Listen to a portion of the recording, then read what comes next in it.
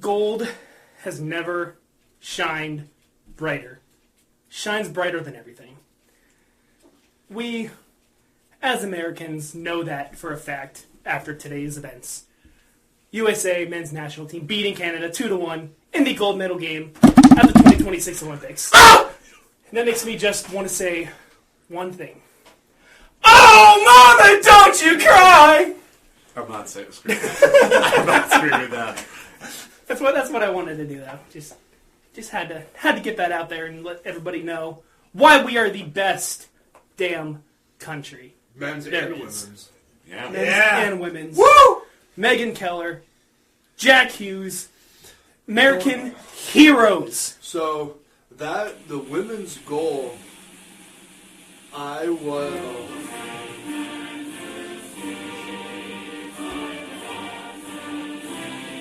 Best damn song out there. Makes me tear up every time.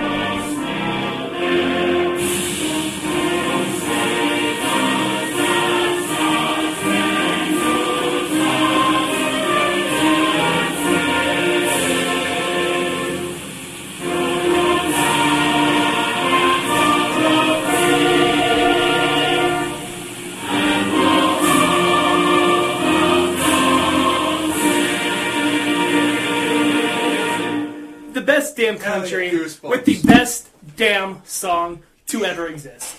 Yes, sir. The women's gold medal game, I watched the second period at work because it took about 45 minutes for all the students to leave. And I was cleaning the locker rooms, and I'm like, something's not right. I'm missing something. I'm like, oh shit, the game's on. So literally, I throw my headphones in, and I catch overtime in the locker room. And literally, I was cleaning the boys' locker room, and all I heard was, she shoots! She scores! She scores! And I'm like, what the fuck just happened? And then I hear, Megan Keller game-winning goal! And I'm like, holy shit, we won. Like, it took, and then these boys blew up the group chat, and I'm like, holy fuck, we won gold. I think it was like the deke around the defender. Rumor has that the defender's ankles are still glued to the ice as we speak. I'm not gonna lie. I had my phone out on my sales floor, and which is highly illegal, but I don't care. They're not gonna fucking fire me, whatever. And like I was watching a film something, and I look over just to see her break the defender's ankles and score, and I was like, I looked at the coworker. I looked at the coworker who was standing over the same case. I was like, pardon me, I need to be right back. I need to go to the cooler. Calmly walked to the cooler, closed the door behind me, and all you heard from the cooler was, and I walk out with the calmest thing ever. And she's like, are you okay? I'm like, the U.S. just won. The U.S. won gold. Yeah, what we were a couple of things we were just discussing during pre-recording of our new YouTube video coming out soon. Go check that out. Should be out later this week. We were talking before that. Kenny Albert might be the new Doc Emmerich. He doesn't quite compare to as good as Doc Emmerich is, but he is a good number 2 option. He's an A+ announcer. He is fantastic. He knows when to get excited in great moments, and he delivered for both the gold wins this weekend. So. Oh yeah. As well as, I don't think we've recorded since the Super Bowl, Charlie Puth just earned himself, I think, without argument, top 3 spot for best renditions of the national anthem we've ever seen. Yes. I think we all pretty much agreed. I think you can really place these in any order. You can have a good argument for any of them. Top 3 all time is going to be Whitney Houston, Chris Stapleton, and now Charlie Puth. I remember after the Super Bowl seeing the post of somebody bitching about Charlie Puth and, oh, we should just sing. And you commented, well, what the fuck do you think he was doing? What else did he do? He just did like, oh, God. Just sing the song the way it's supposed to be sung. Okay, you go out there and do it better in front of 85 million people that are watching it across the world. You probably shouldn't your pants in front of 85 million people across the world. Let alone 75,000 fans in the stadium. You gotta think, you got at least 100 million people watching you at home. I don't even want to sing in front of you fuckers. What makes you think I want to sing anywhere just sing else? the way it was meant to be sung. Okay, you go out there and you tell us, you show us the way it's supposed to be sang. You sing the song with your heart, with your soul, you did a damn good job. Okay, technically, Chris Stapleton did a different spin on it, put a more of an emotional, more heartfelt version. Okay, was that bad then because he didn't sing it the way it was supposed to be sung? Fuck no!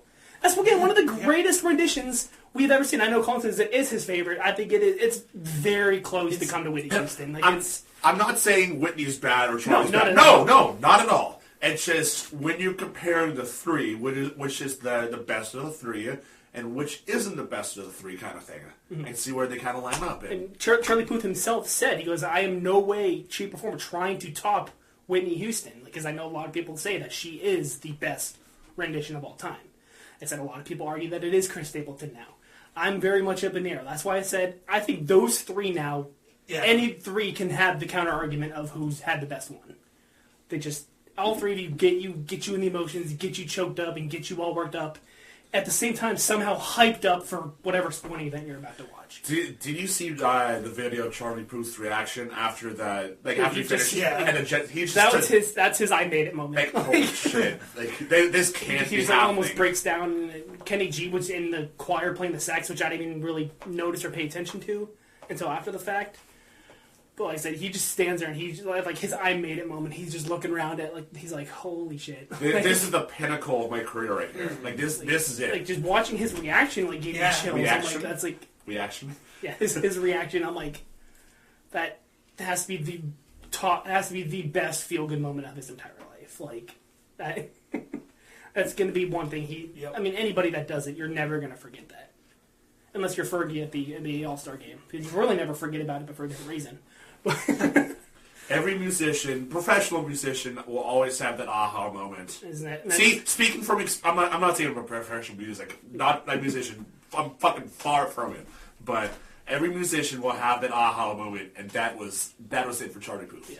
Yeah, I've been a Charlie Puth fan for a while now. I've listened to his music since "See You Again" back 10 years ago now. Yeah, I've been a pretty big fan of his music. So it's like that kind of proved my point of saying like he's a good fucking artist. Like he's getting the respect he deserves now after that performance. A lot of people went in thinking, not really knowing what, like, who is this guy? Like, oh, he sings "See You Again." Okay, I know of him. Yeah, and he sings out. You're like, I was mistaken. Yeah, I didn't know what to expect out of him. I didn't have any expectations. Like, well, let's see how this goes. And again, another topic that you and Kyle, you and I were talking about earlier, well before the two of you got here. I'm happy that Charlie proved me wrong. Yeah. I'm happy he proved me wrong. Yeah. Listen, one of the best renditions of our national anthem we've ever seen, followed up by one of the worst Super Bowls we've ever seen in this. Yeah. I was like, oh man, this is going to be a good night, and the game was absolute shit. That was the best part of the night. Yeah. It was. Like, it was the best part of the night. The pre-game was better than the game in halftime, period. Yeah, I mean, we're not going to dig into the whole controversy of the halftime show. I was digging it. I enjoyed it. Would I listen to his music personally? Probably not, but I was digging it. I enjoyed it. But yeah. The whole setup, the props and stuff reminded me of when The Weeknd did it back in 21. Yeah, it was cool. Like this whole stage, the performance itself and the presence, the effects and everything around it was really cool. I think that's what I liked about the. Yeah, so I don't want to dig too much into that. And I wish I would have turned on the subtitles so I could understand. Yeah, but that's my own damn fault. That's on me. Yeah. So. Did I understand what he was saying? No. Did I still enjoy it? Absolutely. Yeah. 100%. Come from the Puerto Rican in here, I still don't fucking understand it, so. Yeah, I very much enjoy it. Is it top performance of all time? No, but it's not one of the worst. I mean, people saying, oh, it's the worst because they couldn't You're fucking stupid. I'd say, for me personally, you can't say that it was horrible just because you couldn't understand it. That's fucking stupid. For me, I was vibing. Like, I was genuinely enjoying it. I think it was a solid maybe 6, like maybe solid 6. Like still 10. Like it was above. Yeah, it was above average. It wasn't horrible. It wasn't great, but it was a decent show. It's definitely some of the better ones in more recent years. In it, Better than the one in 25 with Kendrick Lamar. Yeah, I mean, I wasn't a huge fan of that one. But I'm not a big rap fan. yeah. Like, I don't, like, sure, whatever. Yeah. But I know people dig it. I don't dig it. Anyways, back to talking about what we talk about best, if you can really say that. We're decent at it, I guess. You can say that. Maybe. Back to talking hockey and these gold medals taken home by the United States, man. Both gold medal games We're in great. unbelievable games, as of both men's and the women's, beating Canada in the gold medal game by a score of 2-1. And both in OT. Both of them. I think what was funny about the women's one was I was kind of doing some stuff around the house while watching the game. When I kind of finally was able to sit down in the living room to relax, because my mom works from home, so she's like, okay, what's the score? This is for the women's one? For the women's one. She's like, what's the score? Like, how much time? And stuff like that. I'm like, all right, we're under 5 minutes left in the third. 1-0. Canada's up 1-0. Yeah, game time was what, like minute and a half left? Like what was it? It was under 2. It was like under 2. It was like minute 40 something. Yeah, like it was that, like a minute 40. Yeah. Hillary Knight. Who else but Hillary Knight to do it? Captain America. I was like, no second. I said Hillary Knight. I'm like, Hillary Knight, and her Just group. absolute fucking Night too. Watching the men's game today at work, I got back from lunch and, I was hoping to go to lunch and watch the end of regulation on lunch so I can actually celebrate and not have to be in front of people. Didn't happen. Went to overtime. Had to go back in. My teammate had his phone on the one side of our department, and they're blasting. Everybody was kind of like back and forth. You could tell the people were like they knew what we were watching. And I was on the other side of the department. My team lead went up to watch the game. He turned around and like his face, he was just like, "We did it. We did it." I'm like, "What?" And he's like, "We just won." And like you could tell, like when people broke the news, the energy that was in that building was Sundays are crazy as it is, but the energy in that building, I swear, it went up. Yeah. Everybody was celebrating. Nobody was doing shit. Whatever, I don't care. I'm getting paid $30 an hour on Sundays. Whatever. But everybody was celebrating. Everybody was like, "Okay, that like we did this," and it was kind of like a surreal moment. It happening at what 11:30ish. So it's still kind of early. So like I couldn't go super fucking loud, super crazy. But I was shocked that it happened that fast. So it kind of caught me off guard when they go I couldn't even scream. I was like. I couldn't even scream because it happens. It was what 2 minutes in overtime. A minute 41 into the extra period. I was just shocked that it happened so fast because breakaway, boom, Jack Hughes wide open, sniped. I was like, I couldn't scream even if it was later at night where I could. Like, I couldn't. What was so funny? I told Kyle this in. You were downstairs. How did you manage to go all day without finding out? I have no freaking. I told Colin and Kyle at the audio, I'm like, hey, I am muting our group chat until. Because you didn't get out of work till what, about 3? 3:30. How did you go that long without finding out? I recorded the game, so I'm like, honestly, I was so surprised. I'm like, but to be honest, I think a lot of people weren't talking about it at work, so that kind of was kind of my saving grace. So I'm like, as long as I don't talk to my normal like coworkers and managers that talk, leave me alone. That's pretty much what I told. If you're not here to talk about work, leave me alone. Okay. And it's funny. That's normal. I like talk hockey at work, but I'm like, this is the one day I'm like, nope. I don't want. Because like I said, it's very easy to just put your phone on mute, leave your phone, even shut your phone the fuck off until you get home, turn on the game. Yeah. But avoiding everybody at work around you not talking about it is pretty impressive that you were kind of able to avoid that. So I came home immediately, watched the analytics.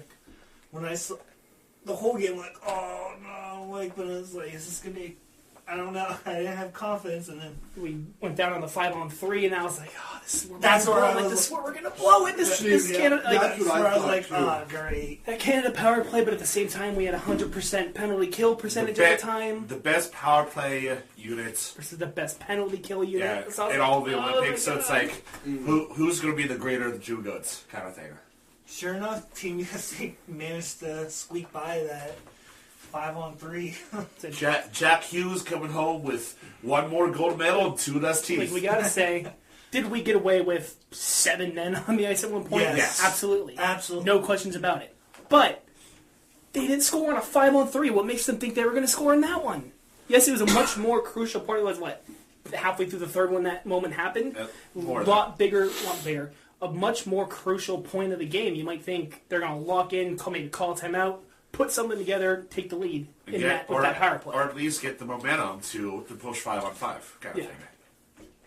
But again, Nathan McKinnon misses a wide open net. Wide open. There's other chances. I can't remember any other players' instances, but there's multiple chances. Connor Humbuck's fucking paddle save. Oh, wide open net, stick out there, boom, gone, save. When I watched the rest of the game, the commentators were like, "You better watch TV and you better take a picture of that and frame it." And he's like, "You better frame that save because that's going to be a core memory for the rest of your life." I mean, that save, and then I'm talking about the Nathan McKinnon shot that literally wide open, missed it somehow. Yeah. But I think I showed you the picture. I don't know how you missed that. Nathan McKinnon, of all people. That's why when I saw, how do you not make that on a wide open net? Am I happy we won? Obviously. Am I happy Canada lost? Obviously. Do I feel bad for players like Nathan McKinnon, Cale Makar, Sidney Crosby, Connor McDavid? Absolutely. I mean, look at that, Devontae, that's who it was, okay. Well, and you can see it, he's kind of like, oh shit, there's action behind me. Just unbelievable. I don't know what's more impressive, that save right there, or the save that Sergei Bobrovsky made on this last playoff push against the Lightning. I think it's diving. He contorted himself, caught with his left hand, and made the save. It's these goalies, man, they're so good! I think Steve Dangle said in his reaction video, hands down, that is the best save you will ever see in Olympic hockey, probably ever again. Yeah. That is unbelievable.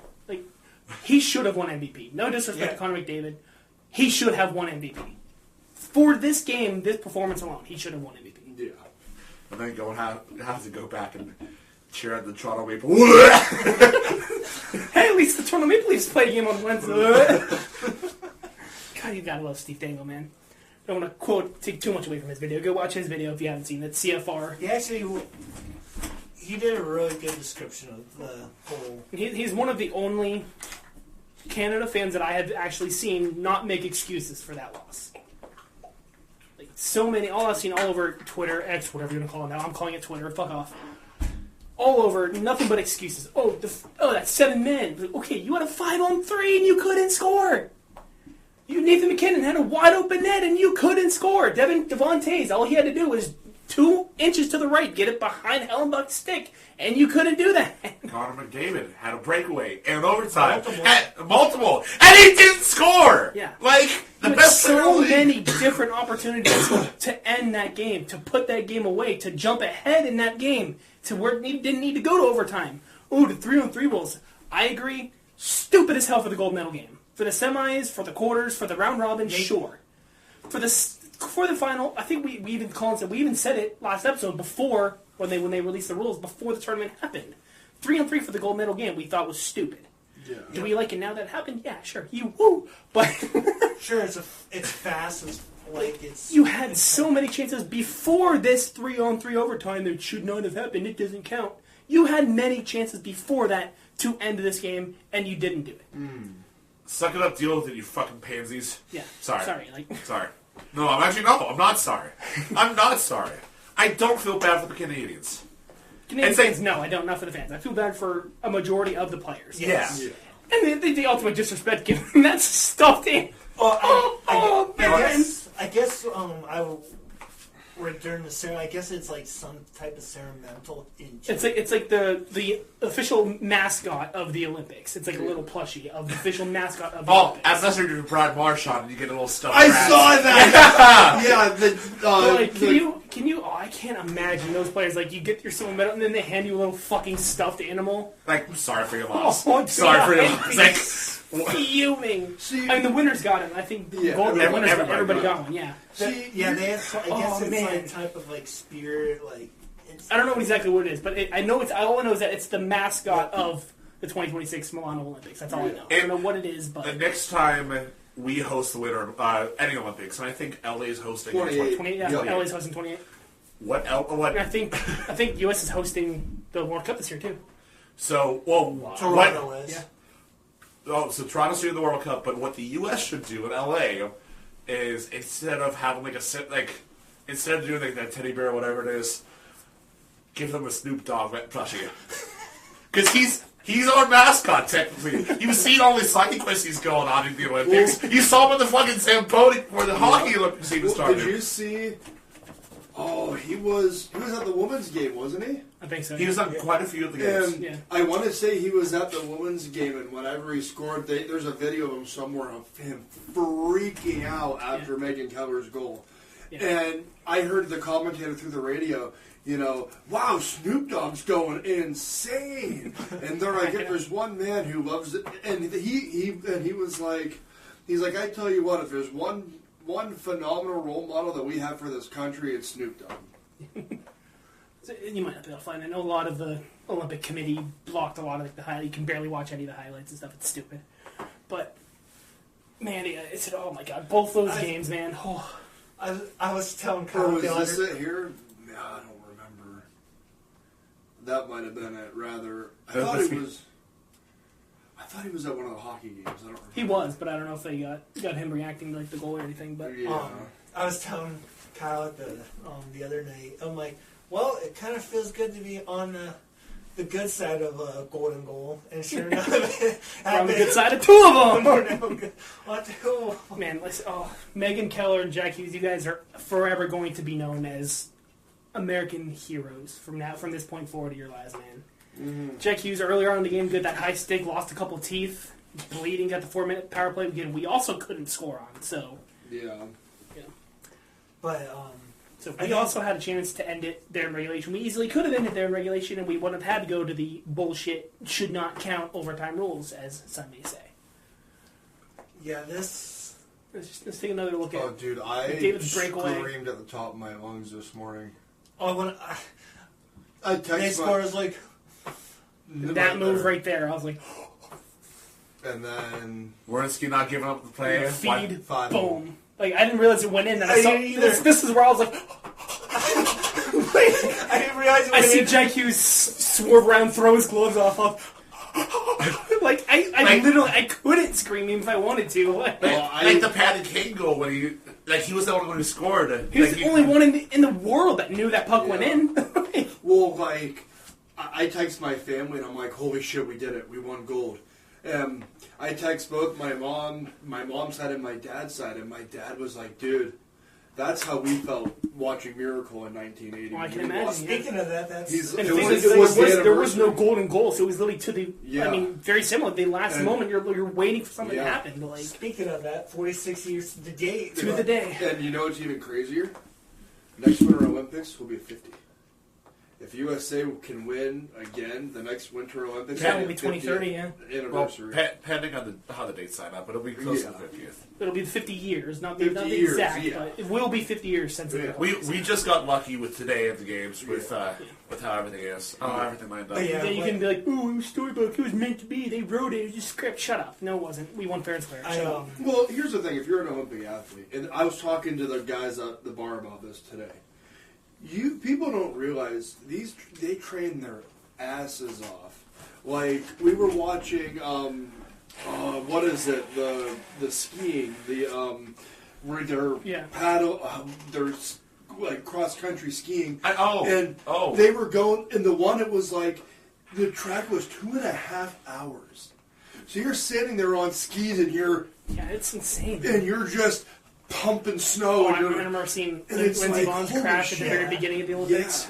Yeah. And she's underwent, last time I checked, 5 different surgeries. Yeah. And and I've also heard that Italy's, their whole hospital medical system fucking sucks over there. I heard she really probably shouldn't have been competing, but she really wanted to. Yeah, that's and right. I was like, I get why she wanted to, because you train so hard. You train so hard to compete in this tournament and just be in this moment. And the same thing for Kevin Fiala, his injury. And now his season's done. Yeah.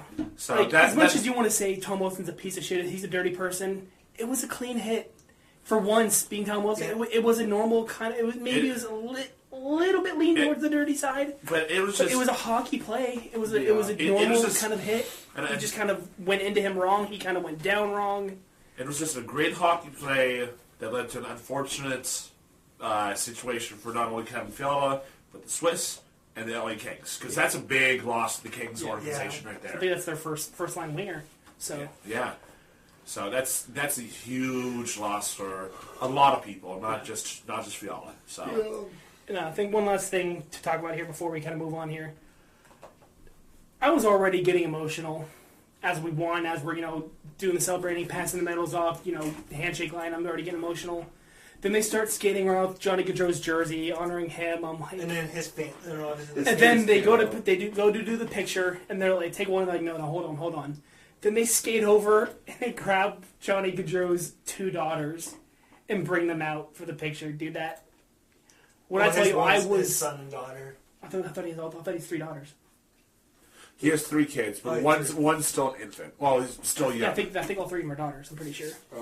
Yeah, Johnny because she announced that she was pregnant. Is it Johnny Jr.? Okay, maybe just right. I think they announced that she was pregnant shortly after his passing. So yeah. They brought out his 2 older daughters, his 2 daughters, and dude, I teared up a little bit, dude. Like that's that one. That got me tearing. I was already on the verge of tearing up, and then that happened. I was like, well, I told you guys this was totally like by accident. I made a cocktail after work Friday night or Saturday night when I hanging out doing whatever, and I used the Columbus Blue Jacket shot glass. Just kind of without realizing. Because I have an American flag bent run distillery glass in my freezer. Zach Wierenski. And I freaking, without realizing, I grabbed the cannon off the shot glass. I'm like, okay, it's, whatever. It's the American, one of my few American NHL team shot glass. After they showed that, I forgot to wash it out. I left it on the bar, and I'm like, oh my god. Oh shit. Big one of the good signs to come kind of like, thing. exactly.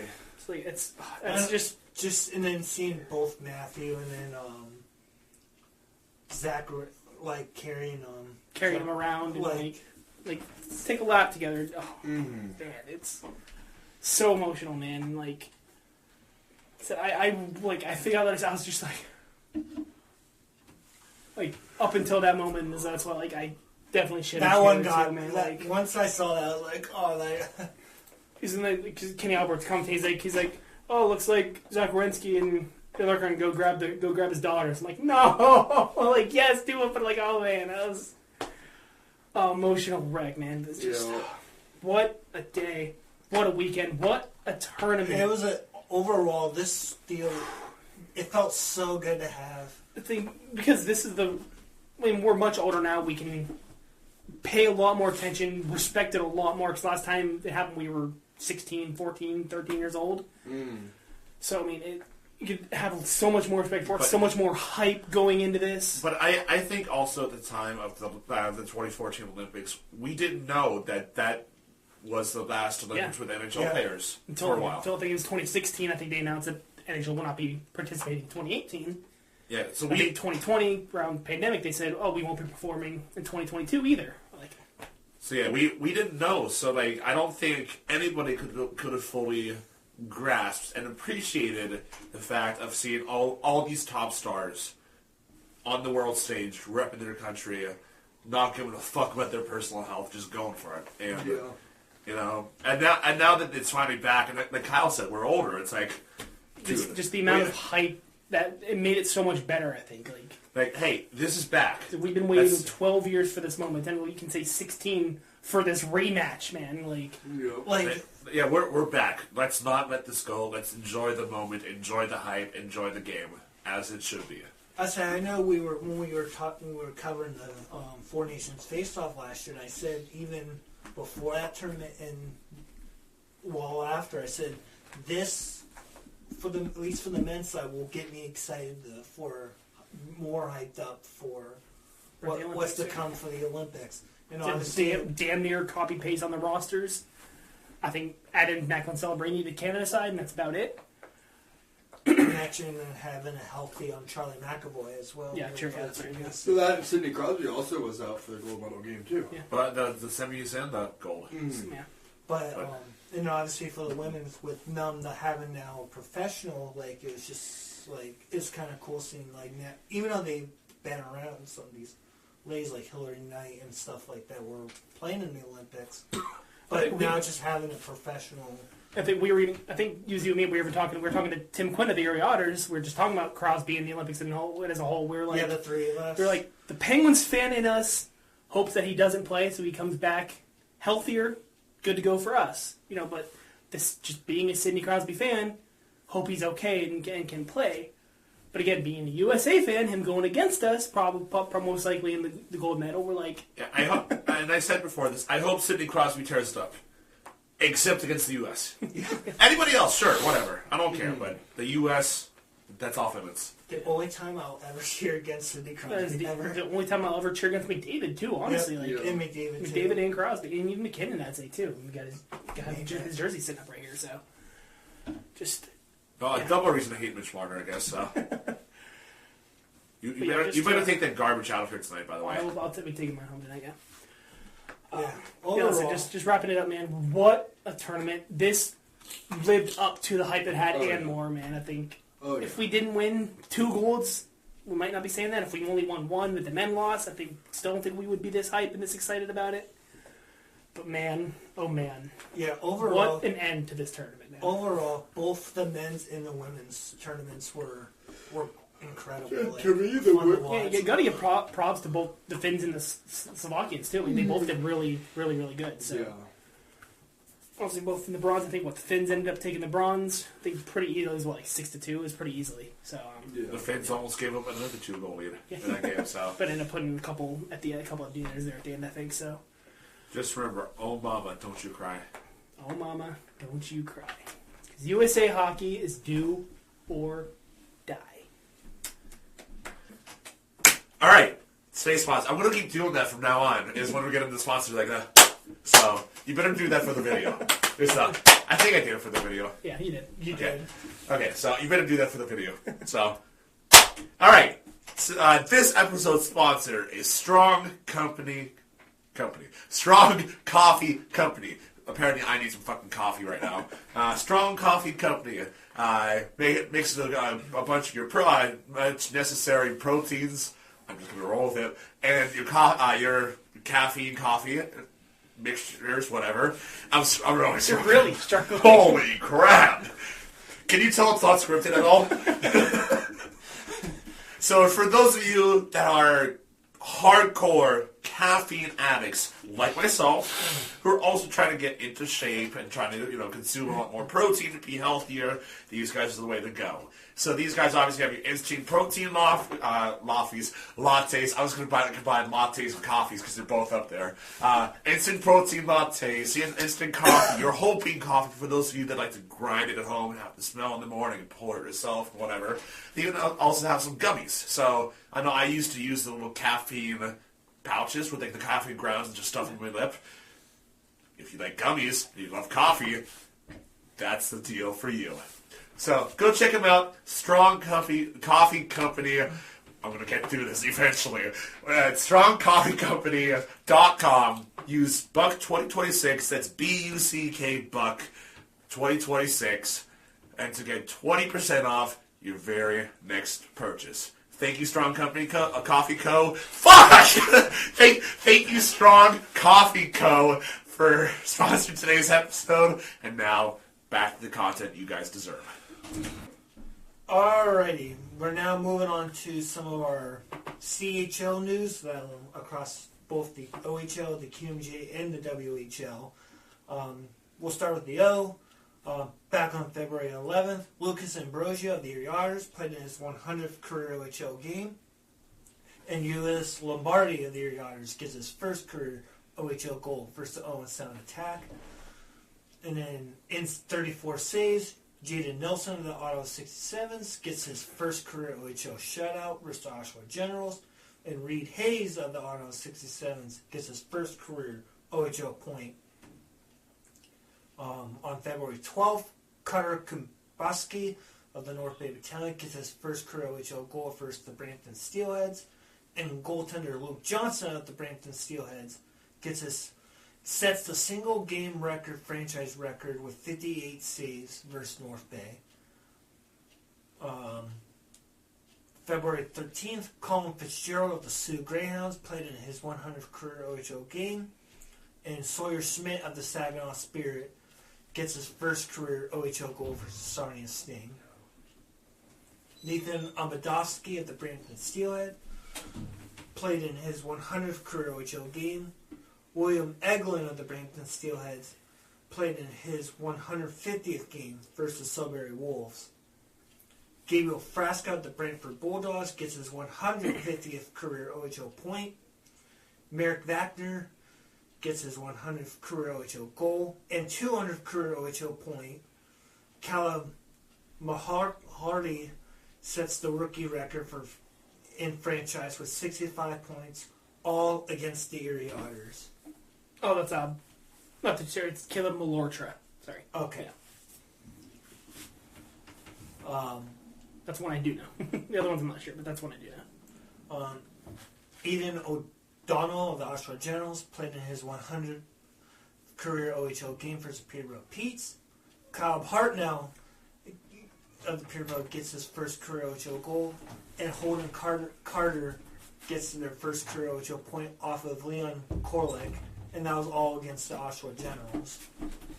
And Man, the Oshawa Generals stink. And kind of note, because I was kind of when I was looking into that game, Brett Hammond and Garrett Fraser got their first since being traded over to Peterborough. With Kitchener's Rangers 4-2 victory over the Kingston Frontenacs, they should get their 2,000th win in franchise. Damn. On February 14th, Nikita Klepov of the Saginaw Spirit passes Cole Perfetti for the most points by a rookie with 75 points against the Windsor Spitfire. Jordan Charon of the Sioux Greyhounds played in his 100th career OHL game versus the Owen Sound Attack. Jack Prindham of the Kitchener Rangers played in his 100th career OHL game.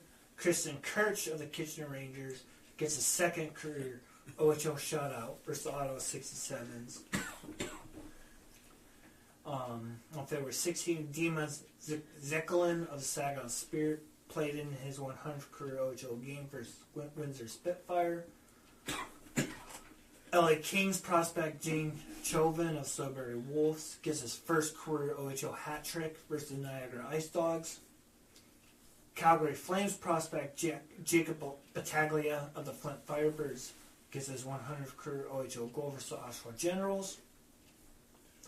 And then on February 19th, New York Islanders prospect Keshawn Atkinson of the Barrie Colts ties the franchise record for most points by a defenseman against the London Knights at 158.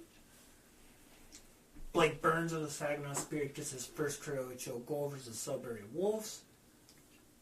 And then on February 20th, Kieran Walton of the Peterborough Petes gets his 100th career OHL goal versus the North Bay Battalion.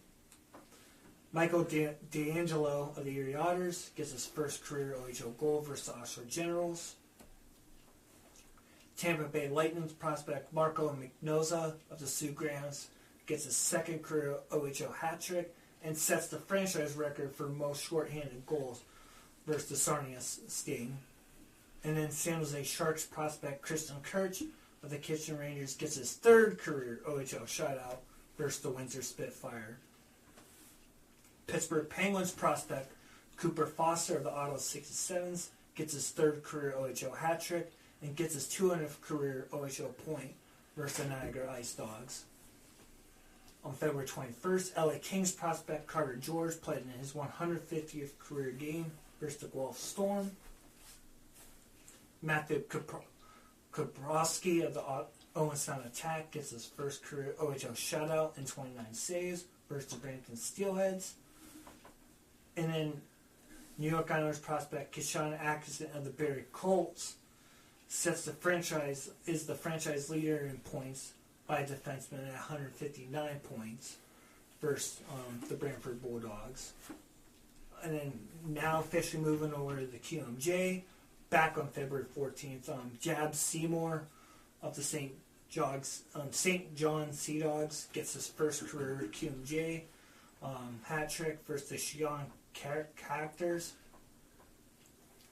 February 20th, Ilya Kuma of the Sherbrooke Phoenix gets his first career hat trick versus the St. John Sea Dogs. And then now over to the Western Hockey League. Back on February 12th, Ryan Habadat of the Koala Rockets gets his first career goal versus Maddox Schultz of the Regina Pats gets his first career hat trick. Griffin Darby of the gets his first career goal, and Max Silver gets his first career. Then on February 13th, Jan Coates of the Vancouver Giants gets his first career goal. February 14th, Jonas Kahn of the Regina Pats gets his first career goal. Ty Harbordew of the Koala Rockets played in his 300th career WHL game versus the Vancouver Giants. And February 16th, Daxon Urox gets his first career WHL goal versus the Regina Pats. And then Aiden Holt gets his first career WHL goal versus the Calgary Hitmen. That's all milestones.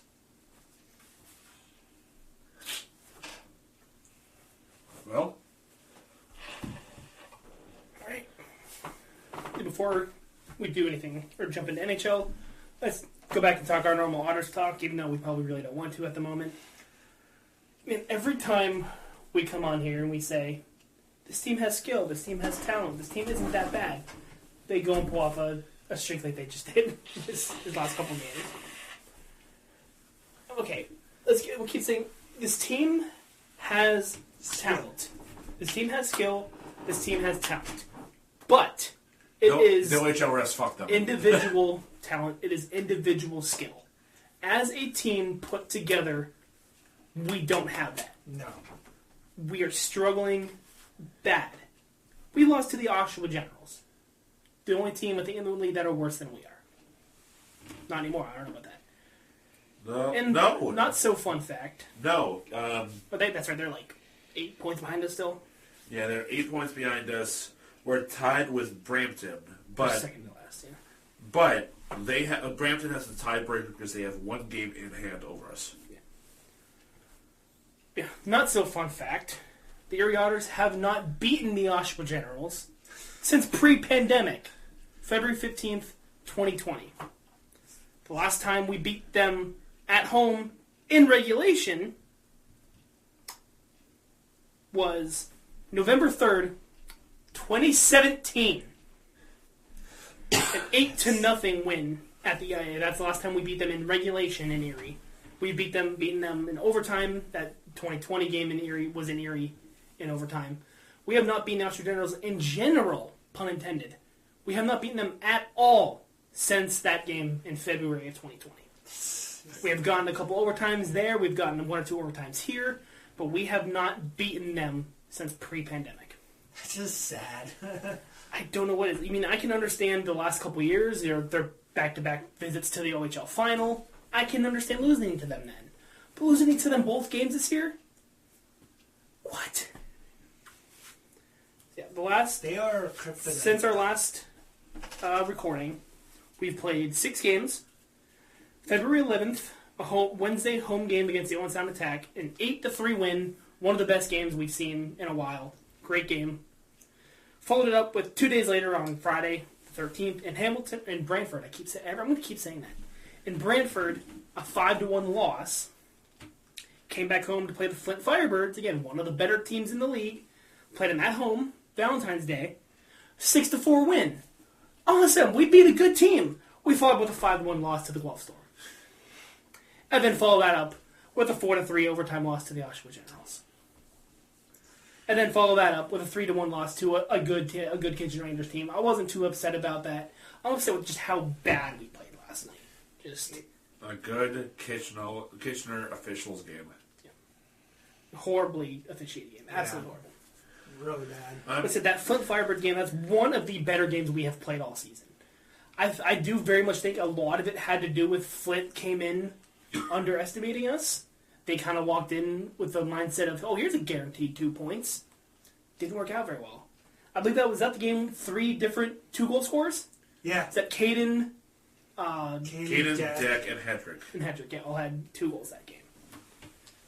Just unbelievable game. And Charlie Burns played out of his fucking mind in that third period, dude. I mean, the whole game, but that third period, that last 10 minutes in general was game-saving. Yeah, Edwards, Deck, and Hedrick, yeah. Just unbelievable. Again, one of our better performances we've had all season. And we follow it up with some of the worst games we've played all season. A 5-1 loss in Guelph. Guelph is also not a very good team. Neither is Oshawa. And then Kitchener. Obviously, they're a good team. But, again, how we lost and how we played. Even if the refs did their job, I don't think it would have made much of a difference. We did not play good. All 3 of Kitchener's goals were on the power play. Yep. No 5-on-5, no even strength goals. Just all. Play at the end of the second period. Caden Edwards gets slashed in the face. 2-minute penalty. Not a 5, which originally it said 5 as we were walking down to the concourse for the second intermission. Come back, it says 2 minutes. Guess not. Whatever, OHL, your officials are so good, as you like to say. You praise them. We have the best officials in minor hockey. The fuck you do. That must be a really low bar to them. Not a very high bar. I mean, I hadn't watched many AHL or Q games or WHL games. Yeah. But bar must not be that high. The bar must be at the Earth's core. It's that fucking Not a very high bar. But again, we have individual talent. We have a Michael Deck. We have Lucas Ambrosia. That's obviously draft eligible. Probably going to go decently, maybe third round or so this year. He'll probably be like a late. Got Caden Edwards is really starting to come around. He's really showing talent. Evan Hedrick is doing really well, following his brother's footsteps in Erie, doing really, really good. We have people technically on all 4 lines that they have their shining moments. I do really like that one that they have. Technically, the 4th line with the one that they have been throwing out to start there. That Schouten, Edwards, and Ritter line. I really like that. You got Schouten to just kind of go stand up and screen the goaltender. Ritter kind of jumps around, makes some hits, knocks the puck loose to get it to Eddie. Literally 2 of those goals in front, literally Schouten was in front of the net. Screening net. Not too bad for a big piece of shit that just brings in penalties, huh? Inside joke if you guys wouldn't understand that one. But yeah, he's 6'7" for a reason. That's why we brought him in, to do exactly that. He's doing more than that. He's potted us a couple. He's got 3 or 4 goals with us. Yeah. He's potted a couple. So yeah, I'm really liking that technical 4th line, but they have been throwing out there to start the game as of recently. I'm really liking that. Jackson Schouten, in the 16 games played here in Erie, he has 3 goals for 4 points. Okay, yeah. He's doing good, decent, pretty good for us. Yeah, it seemed we were showing up against these good teams. We only gave up 3 goals to Kitchener last night. How much of that was due to Noah Early? I think they gave him 2nd star honors. 3rd star. He got 3rd star. Okay, Dylan Edwards got 1st. Of course he did. Since he had about 3 points in that. Listen, if it wasn't for Noah Early, we probably easily could have lost that game 6-1, 7-1. He played outstanding. Michael Deck, who's the leading points scorer for the Otters, has almost double second place. Michael Deck has 42 points. The second place, or the person who's in second, McLean Grit, who has 22. I mean, think about it. How many did Dylan have before he left? How many did Frasca have before he left? We give away more than half of our point totals with just those two guys. So, yeah, man, it's rough. I mean, I'm still going to be here with this team through thick and thin, no matter what. Like I said, these last 6 or 7 home games that we have left. It makes me one of those. I'm probably towards the end. I'm really not going to want to go to those games, but they're already paid for. I've already paid for them. I'm going to go. It's me like, oh man, gotta go to the Otters game tonight. let's go watch it. Kind of like Steve Dangle. Oh, there's an Otters game to do it. There's 7 more home games left in the 7 season. more. So I thought, okay. We got the next 2 home games. So there's an away game between now and then. It's a back-to-back against the Owen Sound Attack. I'm trying to rhyme. I'm not a rapper. The 28th and the 1st against Owen Sound, the Saturday, Sunday. And then we got a Sunday, then Friday game. Or no, Saturday, Sunday, Friday game. So the 7th is the back of a home and home against London. Then the Sunday game is Saginaw. And then the following Friday, the 13th, is against Kingston. Following up, Pi Days against Niagara, 3:14 Saturday. And the final home game of the regular season lays on March 21st, Saturday, against the Guelph Storm. The funny thing, next Sunday, back against Owen Sound, we saw how chippy and fighty the last game against Owen Sound got. Guess what the theme is for next Sunday night? Church and family night. What happened last year at the last church and family night? If you guys show up this year. I'm going. I'm going this time, so. I just didn't have a season ticket last year, so I just didn't get a ticket to that one last year. So I was just like, oh, am I going to go to the Saturday, the Sunday? I ended up going to the Saturday. Which I think we still won the Saturday one, too, but I just ended up going to the other one. Yeah, it's tough. Like I said, we're going to stick with these boys. We're going to have these boys' backs.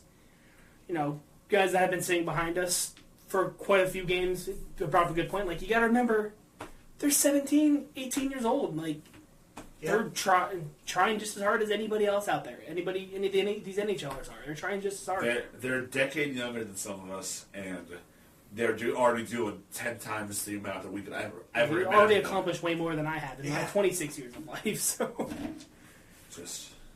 just gotta keep grinding. Like I said, bring in a couple more pieces in this offseason, make a couple more trades, and we could have a show. We have the individual skill, we have the individual talent. I think we just need the off season, if we want to call it that. Need the off season to just work on our stuff, work on being a team, work on the chemistry. I do think we have a decent chance to do something. Not obviously be a contender, I'd say, but make a name for ourselves. I think I'd said this. I don't know if you had heard this. I think next year we could have the potential to next year be that team that, get towards the end of the season, teams are fighting for a playoff spot. Like, oh shit, we have to play Erie tonight to make a playoff spot. And make it tough on them. Just we're not just kind of beat them up and stuff like that. Just kind of make them limp if they want to make it. Just barely limp into the playoffs and that.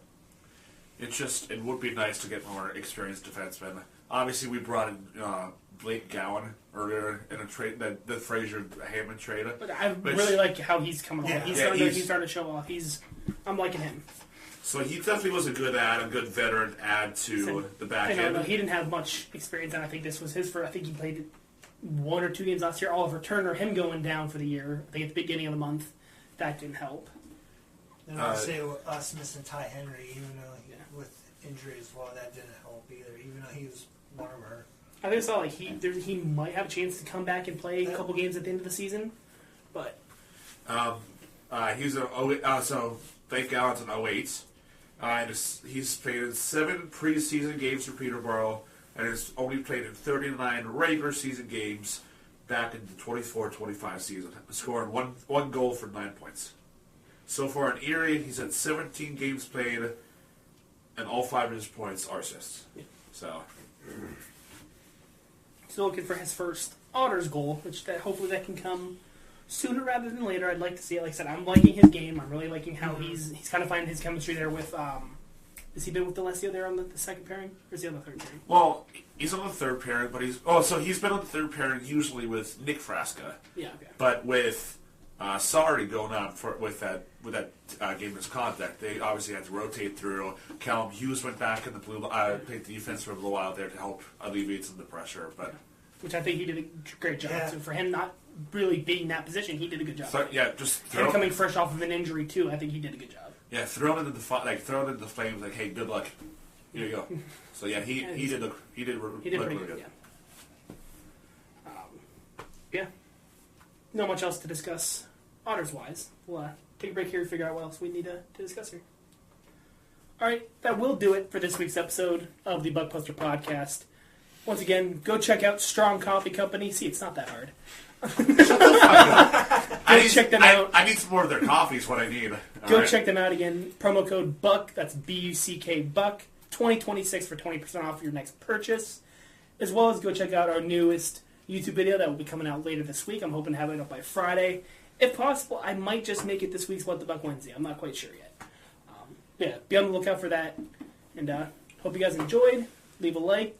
Follow us on any of these favorite the podcast on any of the platforms you listen on. If you listen here on YouTube, leave a like, subscribe, and we'll see you guys the next time we see you, whether it's another video or another podcast. We'll see you guys next time. See ya. Bye. Peace.